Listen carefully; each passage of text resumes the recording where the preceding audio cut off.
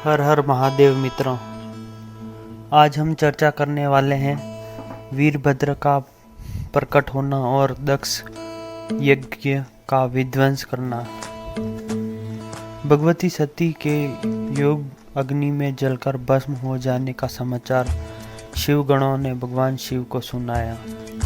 शिवगणों ने कहा, महेश्वर, दक्ष बड़ा ही दुरात्मा और घमंडी है। उसने वहां पहुंचने पर देवी सती का अपमान किया। उस दुष्ट ने यज्ञ में आपका भाग नहीं दिया था। प्रभु, यज्ञ में आपका भाग न देखकर सती देवी क्रोधित हो उठी और पिता दक्ष की निंदा करते हुए उन्होंने योग अग्नि द्वारा अपने शरीर को जलाकर भस्म कर डाला। हम लोग दक्ष पर कुपित होकर यज्ञ को नष्ट भ्रष्ट करने लगे, परंतु भृगु के मंत्र बल का हम सामना न कर सके। महाप्रभु, दक्ष तथा उनके सहयोगियों ने घमंड में चूर होकर आपका विशेष अपमान किया है। अब आपकी जैसी इच्छा हो वैसा करें। अपने गणों से यह सुनकर उस समय भगवान रुद्र का शरीर क्रोध से जल उठा। लोक संहारकारी रुद्र ने अपने सिर में से एक जटा उखाड़ी और रोष पूर्वक उसे पर्वत पर पटक दिया। उस जटा के 2 टुकड़े हो गए तथा महाभयंकर शब्द हुआ। जटा के एक भाग से महाबली वीरभद्र प्रकट हुए। वे देखने में प्रलयाग्नि के समान जान पड़ते थे। उनका शरीर बहुत ऊंचा था तथा उनकी 1000 भुजाएं थी। जटा के दूसरे भाग से महाकाली प्रकट हुई, जो अत्यंत विकराल दिखाई पड़ती थी।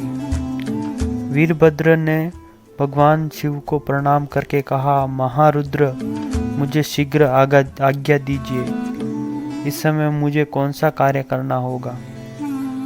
आपकी कृपा से मैं आधे ही क्षण में सारे समुद्र को सुखा सकता हूँ तथा समुद्र पर्वतों को पीस सकता हूँ। महेश्वर, मैं एक ही क्षण में सारे ब्रह्मांड को जलाकर भस्म कर सकता हूँ। हे प्रभु, मेरे अंदर जो शक्ति है वह आपकी कृपा से ही प्राप्त हुई है। अतः आप अपने अभीष्ट कार्य के लिए मुझे शीघ्र आदेश दें। भगवान शंकर ने कहा, वीरभद्र, ब्रह्मा जी का पुत्र दक्ष बड़ा ही दुष्ट हो गया है। उस मूर्ख को बहुत घमंड हो गया है। तुम उसके यज्ञ का विध्वंस करके उसमें भाग लेने वाले सभी लोगों को यथोचित दंड दो और शीघ्र मेरे पास लौट आओ। यदि कोई तुम्हारा विरोध करे तो उसे भी जलाकर भस्म कर देना। घमंडी दक्ष का सिर काट देना और यज्ञ कलश के जल को पी जाना। भगवान शंकर की आज्ञा प्राप्त कर वीरभद्र समस्त शिवगणों के साथ दक्ष यज्ञ में पहुंचे। वहां उपस्थित देवगणों को वे अपने तीखे बाणों की चोट से घायल करने लगे। बाणों की चोट खाकर समस्त देवता इधर उधर दसों दिशाओं में भाग चले। तब वीरभद्र शिवगणों के साथ यज्ञशाला में गए। उनका रौद्र रूप देखकर समस्त ऋषि अत्यंत भयभीत हो गए।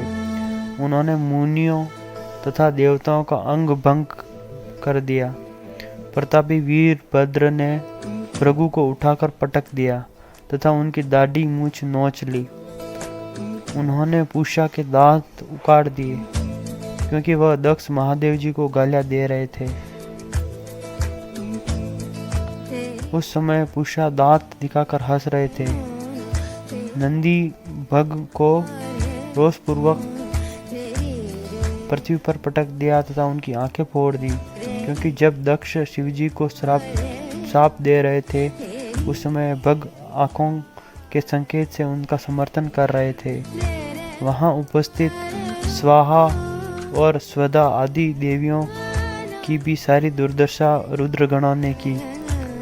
दक्ष भय के मारे भीतर छिप गए थे।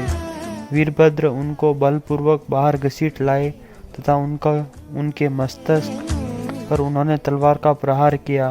पहले तो योग बल के प्रभाव से दक्ष का मस्तक नहीं कटा, किंतु अंततः वीरभद्र ने शिवद्रोही दक्ष का सिर मरोड़कर तोड़ डाला और यज्ञ कुंड की प्रज्वलित अग्नि में उसे झोंक दिया। इस प्रकार यज्ञ को नष्ट भ्रष्ट करके वीरभद्र शिवगणों के साथ कैलाश लौट आए। तो बोलिए हर हर महादेव।